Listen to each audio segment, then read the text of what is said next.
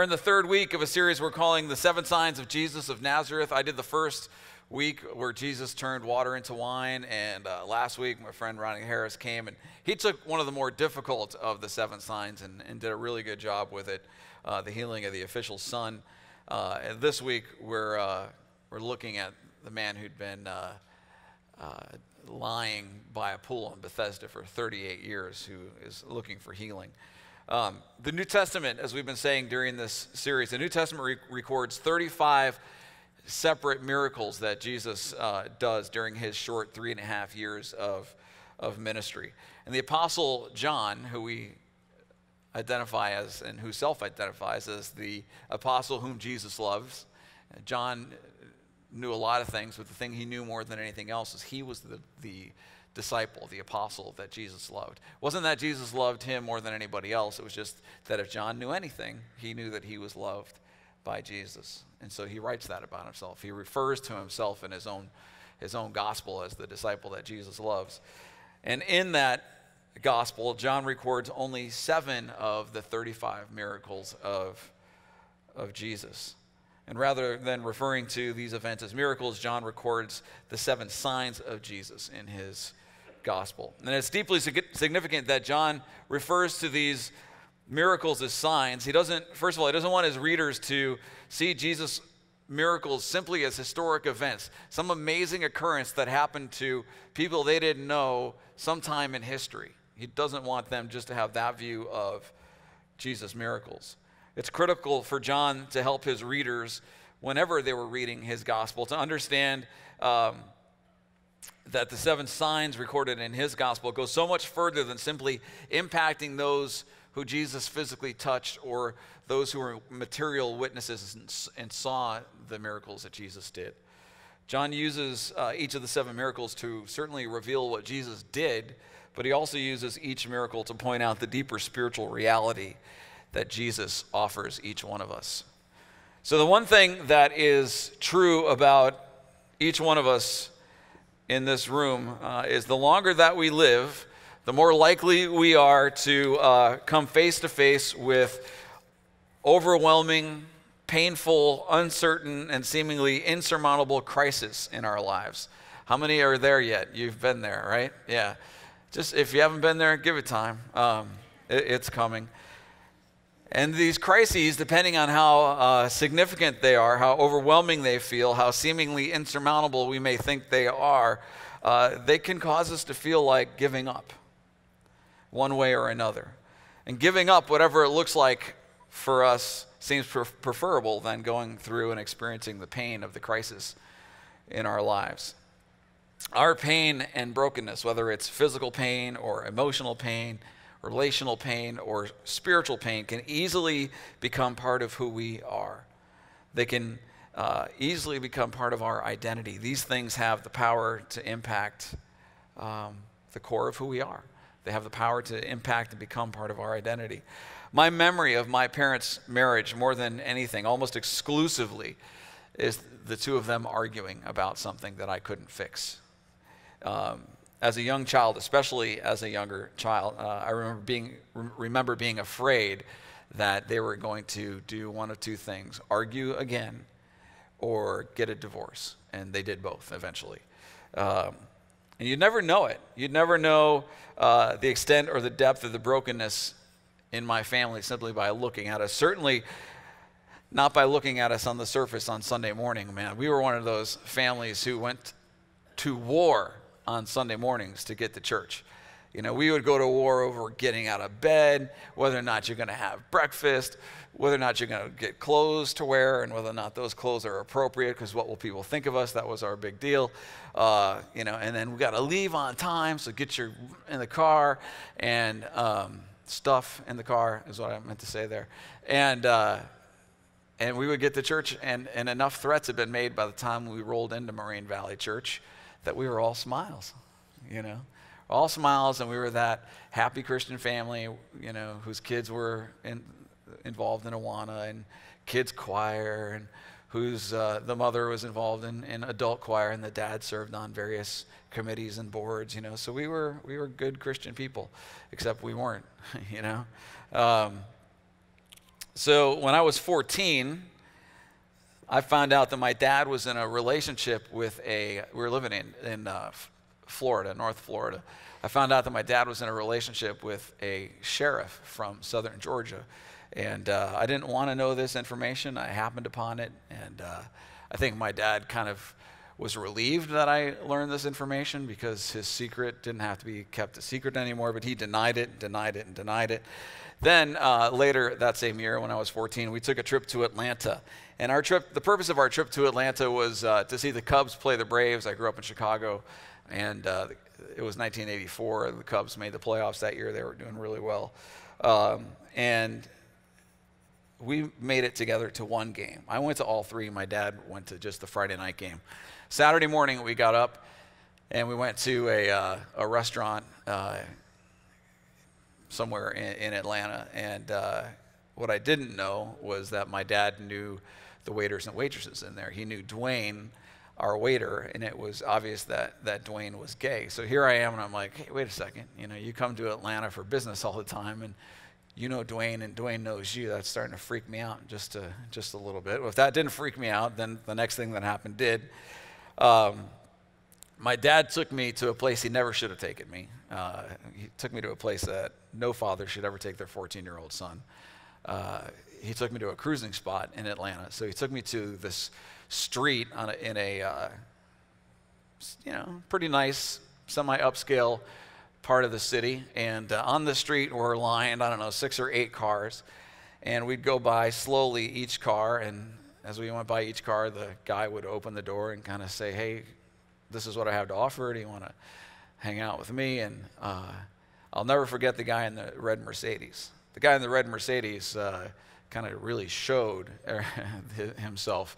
And but as soon as he saw that there was a young kid looking back at him, you could see the shame in his face, and he covered up immediately and hid so that we couldn't see him anymore. And that was the appropriate response.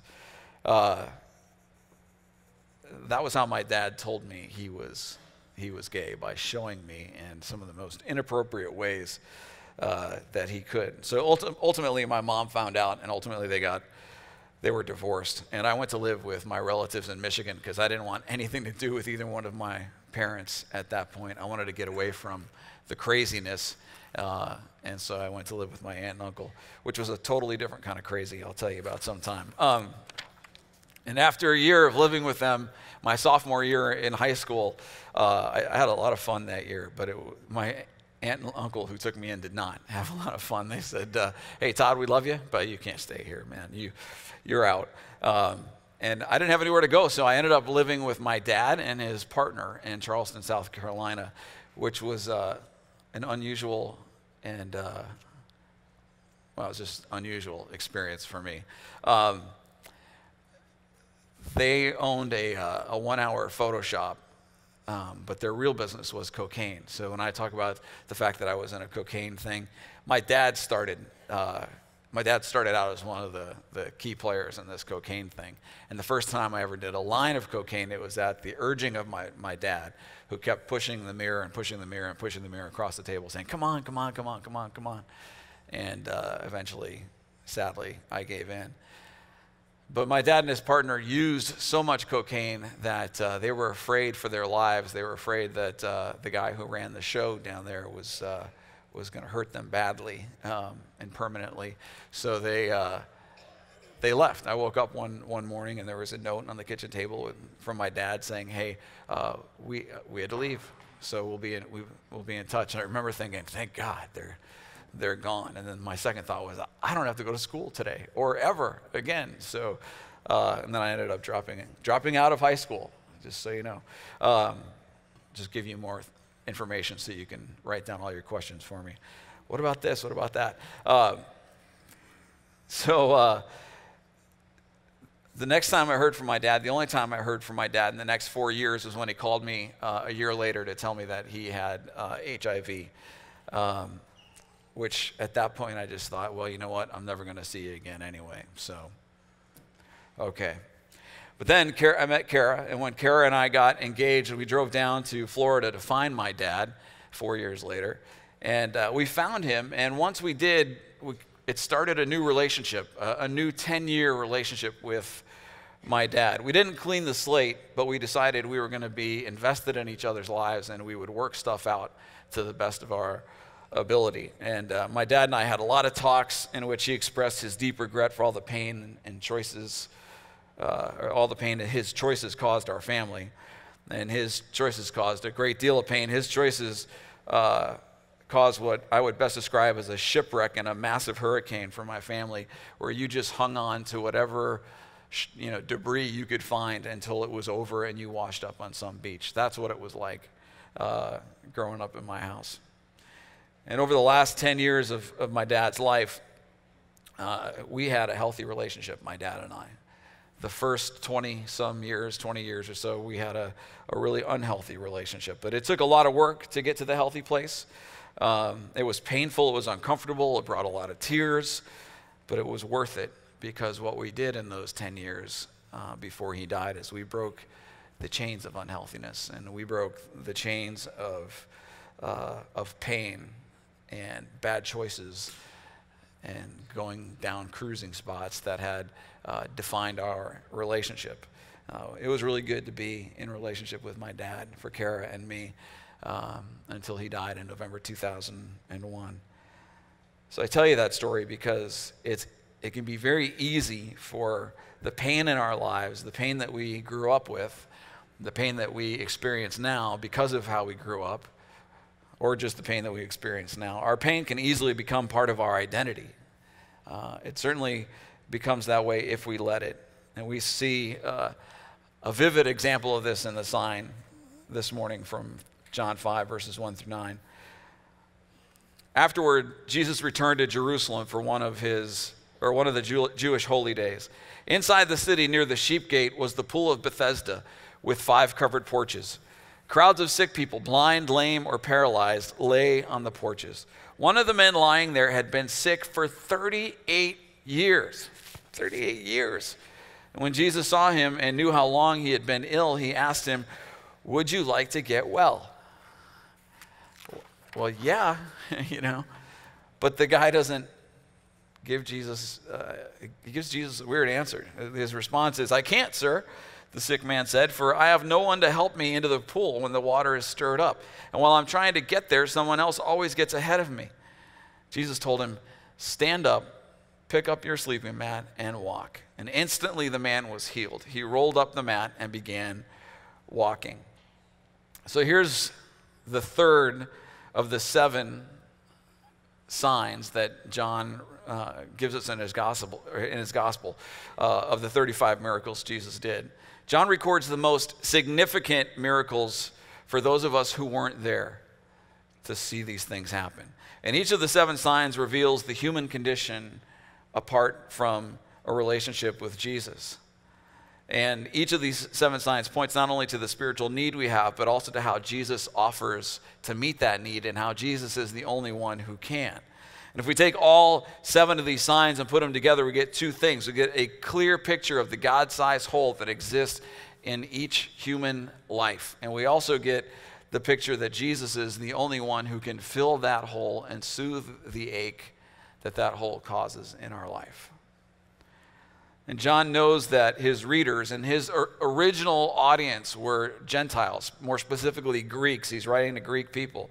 John knows that his readers are desperate for something real to grab hold of. So he gives them and he gives us these 7 signs that point us to all we need to experience the life that we were created to live. John is telling us, he's telling the Greeks, search no further. All you need to know about Jesus is discovered in these 7 events in this book. And these 7 signs reveal that Jesus is God's Son. These 7 signs reveal that he came to rescue broken and sinful people. These 7 signs show that Jesus cares deeply about everybody. And that no matter who we are and who we've been, he still pursues us with a relentlessly tender love. So if we'll trust Jesus, if we'll believe him, if we'll surrender ourselves to him, he will accomplish these 7 things. These 7 signs will be accomplished in our lives. And the series is all about looking at what Jesus did 2,000 some years ago and then asking ourselves the question, do I need what Jesus is offering? Do I need Jesus to meet that particular need, whatever we may be looking at? Healing today. Do I need Jesus to heal me in some way? Do I need him to meet the needs in my life that we're looking at in these 7 signs? And here's the big one. Do I believe that he can do it? And do I believe that Jesus is the only one who can meet these needs? Because if we don't, then we'll end up kind of going in a big circle, and we'll find ourselves coming back around to where we are right now. And with every loop, we experience more pain, we accumulate more baggage, we see more consequences, and hopefully eventually we believe. So at the end of the book of John, John states the purpose of his 4th gospel. We'll read these 2 verses every week. Jesus' disciples saw him do many other miraculous signs, not just these 7, besides the ones recorded in this book. But these are written so that you may believe, these 7 are written so that you may believe that Jesus is the Messiah, the Son of God, and that by believing in him, you will have life. This is all about life. Each one of these signs is relevant to your life and to mine, and each one of these applied to our life brings us life. So in John 5, Jesus is returning to Jerusalem to attend a feast. He's there for Pentecost, or the Passover celebration. And the Jewish law required that any adult within roughly 15 miles, 13 to 15 miles, a reasonable traveling distance, needed to return to celebrate the major events in Jerusalem on the Jewish calendar. Now we see Jesus honoring and observing the Jewish traditions and customs. And we talk a lot about how religion got in the way and how religion didn't like Jesus. Jesus didn't come to abolish the Old Testament. He didn't come to abolish the traditions that the people of Israel observed. He did come to abolish the man-made religion that kept people from God, but he attended and followed the Jewish calendar, and he attended the feasts and was part of the ceremonies that were on that calendar. It was the legalistic religion that he had a problem with. So as Jesus enters Jerusalem, he comes to the pool of Bethesda, which Bethesda translates as house of mercy. What a great name. What a great name. I don't know if I'd name a church house of mercy, but a church should be a house of mercy, right? Wouldn't it be cool if people, when they came in here on Sundays or whatever day of the week they came in to do whatever they were going to do, they knew that they were entering into a place of mercy. What if when people entered into a relationship with you and me, they knew shortly after entering into that relationship that they were in a relationship where mercy abounded or abounds? The pool of Bethesda is and was the place where sick and disabled people would come to be healed of whatever afflicted them. Jesus didn't simply happen upon this place. He went there intentionally, because this is the kind of place where Jesus wanted to be. These were the kind of people Jesus wanted to be around. These are the kind of people Jesus went to the cross for. These are people just like you and me. The compassionate heart of Jesus is drawn to people who are afflicted and suffering. Are we afflicted and suffering in some way as we sit here? Jesus is drawn to those who've been neglected, abandoned, and made to suffer injustice. These are the very people, if we know Jesus, and we are not the ones who are feeling abandoned and who are suffering injustice and need his healing, once we experience that healing, we should be people who are pursuing others with the same mercy Jesus pursues us with. And we can't forget that those outside the walls of this place, they need us. They need us because they are us. Before we knew Jesus, that's who we were. And until somebody drew us to Jesus, we were out there. They need our mercy. So, verse 3, crowds of sick people, blind, lame, or paralyzed, lay on the porches waiting for a certain movement of the water. For an angel of the Lord came from time to time and stirred up the water. And the first person to step down into it afterward was healed. All right, let me say something about this. In most manuscripts, this is verses 3 and 4. In most manuscripts of John 5, verse 4 has been deleted. Only the newer, later, less corroborated manuscripts include verse 4. And I think there are a few reasons why verse 4 isn't in the most accurate and most corroborated of manuscripts. First, verse 4 is added just as an explanation as to why so many people are around the pool. And then I look at it and I wonder, is this really God's way? Is it really Jesus' way that first come, first served? We're going to stir up this pool, and whichever sick person around can get in first, then you get healed. Bummer for the rest of you. Is that really God's attitude towards his people? I don't think it is. And third, there are scholars who believe that the movement of water wasn't a spiritual event at all, had nothing to do with an angel coming and stirring up the water, but that it was a seismic event. Excavations that have been done in that space give evidence that there was an underground spring that created the bubbling, and that was the movement. And so they could write off any supernatural occurrence as superstition. However, there had to be more happening here than just a bubbling spring, right? Because the guy that Jesus talks to hung out there for 38 years. Do you hang out in a place for 38 years if you never see anything happen to anybody else? I mean, he talks in a way that kind of gives evidence that he's seen people get healed. I can't get there before the other people. They get in first. And if they got in first and were never healed, then he might find a different place eventually. Maybe he'd stay there for 3 years or 5 years, hoping that something good would happen. But 38 years, eventually he'd understand that this is a place where nothing was happening, and he'd move on and accept the reality of his life would be that he would be a beggar on the side of the street. And that would be what his life would be reduced to. But something had to be happening there. So into the lives of those desperate to get into the pool walks Jesus, the one who offers living water, the one who is living water. And the situation around the pool of Bethesda accurately mirrors the human condition apart from relationship with Jesus. An irony that is not lost on John as he writes this event. People lay sick and dying all around this pool. Their only hope is in their ability to be the first one in the pool when the water stirs. They need help. They need their friends or their family or somebody to carry them into the water. Just as our friends and the people out there beyond the four walls of this church need us to help them, to bring them to living water, to bring them to Jesus. Verse 5, one of the men lying there had been sick for 38 years. And Jesus runs into this man who has no doubt been there longer than anybody else. So for 38 years, he's been stuck in his mat, unable to get up, unable to get into the pool. He can't do it on his own, and he doesn't have anybody to help him. And Jesus comes to this man and asks him a very odd question. Do you want to be healed? The guy should have said, yes. Yes. Notice what Jesus doesn't ask this man. Jesus doesn't ask this man if he wants to be a Christian. Would you like to be a Christian? Would you like to be saved today? He doesn't ask him that. He asks if he wants to be healed. He doesn't ask him if he wants to go, do you want to go to church with me on Sunday? He doesn't ask him that. We have a really good speaker. You know, most of the time he makes us laugh.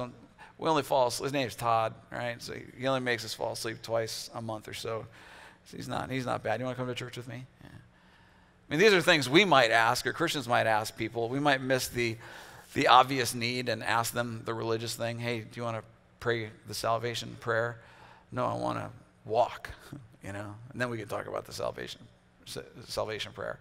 Hey, do you want to come to church with me? Maybe you'll find healing there. We can get some people to pray for you on Sunday. No, not interested. Jesus doesn't miss the obvious.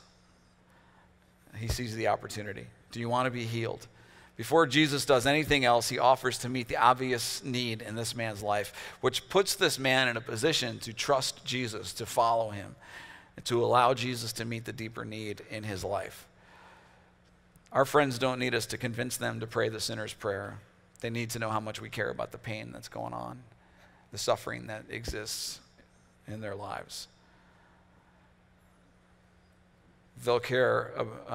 They'll know Jesus cares about the pain in their lives if they know that you and I care. And not that we simply care, but that we're willing to journey with them and help them with the pain in their lives. When our friends know this, they're in a better position to trust Jesus to meet the deeper spiritual needs that they have. Do you want to be healed? Curious question. This guy's been in this condition for 38 years. He's taken up residence at a place where he feels he's got the best chance to be healed. At the same time, it's a sad reminder for this guy to have been there for 38 years and have nothing but 38 years of failure to show for it. For 38 years, he's fought a losing battle against those with greater ability and with greater help who can get in the pool faster than he can. It should be obvious to Jesus that this man wants to be healed. Why else would he be here? But Jesus' question, do you want to be healed, is an important question. It's a fair question. For 38 years, this man has had other people providing his every need. Other people have been feeding him. Other people have been supporting him, whatever that looked like. Other people have been taking pity on him. He's been there more than likely, longer than anybody else. So it's likely that he achieved some kind of sad and twisted celebrity status for being the guy who was there the longest. Barclay says, there are those in this condition for whom it is not at all unpleasant. They've got someone else who does all the worrying and all the providing in their lives. Jesus wanted to know if this guy really wanted to be healed. Or does he just want to continue the way that he's been going? I like what Barclay says. Somebody else to do all the worrying. Many of us, if not all of us, are in need of being freed or healed on a regular basis of some kind of brokenness, whether it's physical or spiritual, emotional or relational. But rather than pursuing the freedom or the healing, we embrace the brokenness to such a degree that it becomes part of who we are, becomes part of our identity. I've experienced this in my own life. I had to go through years of counseling after growing up in my family. We can easily become prisoners to our afflictions. We can easily become prisoners to our sin and our brokenness. Have you seen the movie The Shawshank Redemption? One of my favorite movies. It's now 20 years old. I was going to show a clip, but they use the swear word, and my daughters would be very unhappy with me if I used this. It's not a bad one. So now like, our preacher said it wasn't a bad swear word. That's right, it's not a bad one. It's not because I use it, okay? So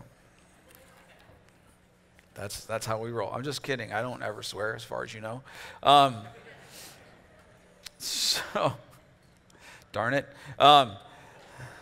It's like that word, but not quite that word. So, I forgot. Okay, so in the movie Shawshank Redemption, which is a powerful movie, there's a guy, one of the prisoners is Brooks. You remember Brooks? Brooks is the oldest prisoner, been there the longest. He's in charge of the library. He knows everything. He's considered to be a well-educated man, a respected man inside the prison. Well, Brooks is the first guy of all the characters in this movie to get paroled. And after 50 years of being in prison, being a guy with some level of status in that prison, Brooks isn't sure he wants to be free. He's not sure that he wants the lowly status that comes with being a parolee, where he went out and was given a job at the local grocery store where he bagged groceries, and the manager yelled at him all the time because he couldn't do it fast enough. And he writes his friends back and he says, the world's gone and got itself in a big hurry, and he couldn't keep up, so he was struggling. And if you didn't look at Brooks in a situation, you would think all prisoners want to be free, right? All prisoners want to be free. I used to go play softball at the prison in Monroe, where we have our prison team go every month, and every prisoner in that place wanted to hit. So it's the opposite of like Fenway Park. Fenway Park has the big green monster in left field. Well, the Monroe prison has like a big gray monster in right field, where it's possible to hit it over that fence, whether you're left-handed or right-handed. Every prisoner wanted to hit it over that fence. And when they did, the entire yard erupted, because even the guys who weren't playing were like, yeah, because they were all somehow vicariously free just a little bit because that ball made it over that fence.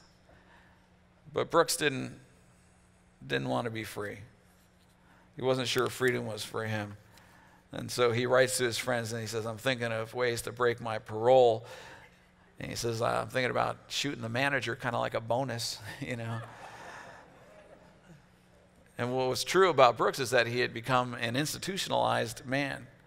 Being a prisoner had become his identity, and he couldn't be free. He couldn't find his way to be free. He wasn't ready for life on the outside, so he decided not to stay. He decided to kill himself, to hang himself.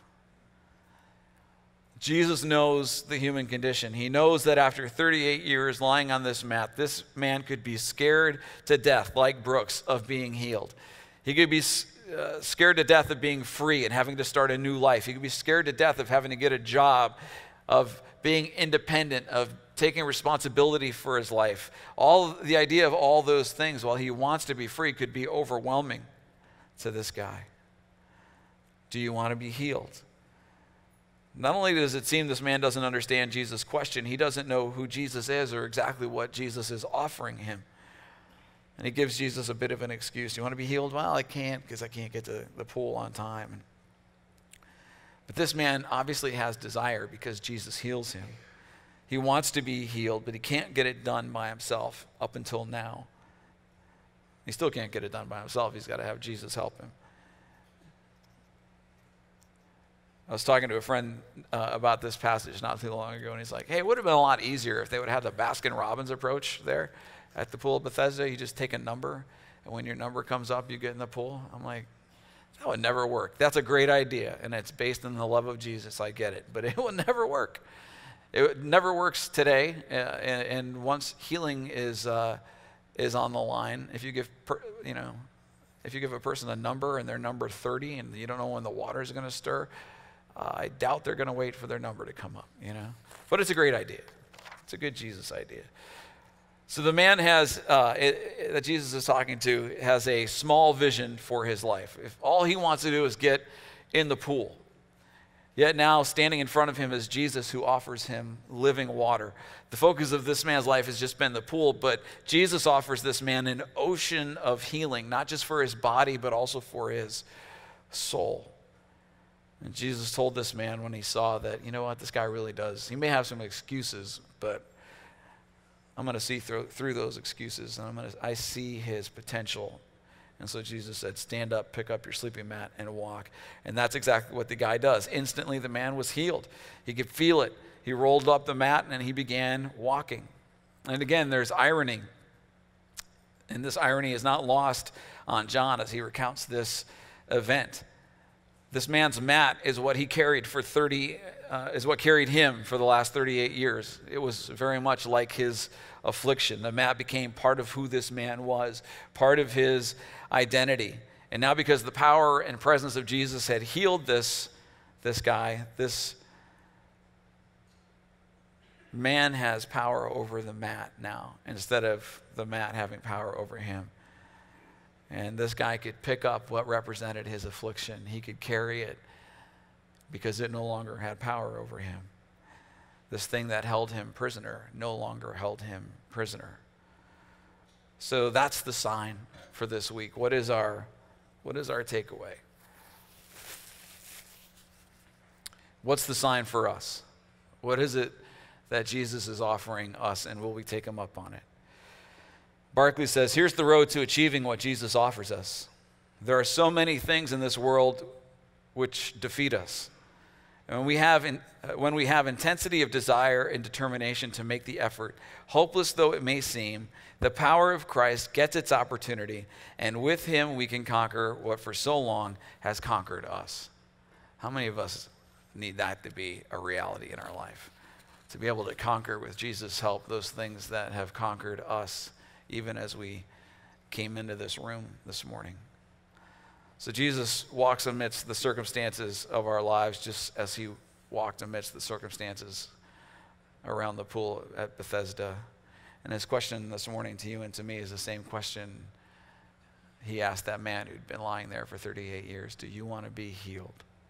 Do you want to be healed? Maybe we've been trying to find healing and freedom from our afflictions and our brokenness on our own, and we find that we're just going in that circle again and again, and we're picking up more baggage and doing more damage every time we go around the circle. Maybe we believe we've been so far from God, that we've messed up for so long that even if we wanted Jesus to help us, he wouldn't. That's what we've been taught in the little religion that we've learned in our lives, that if we screw up, God gets angry with us and he doesn't want anything to do with us. That's not true. You can't run so far that you are out of the reach of Jesus' love.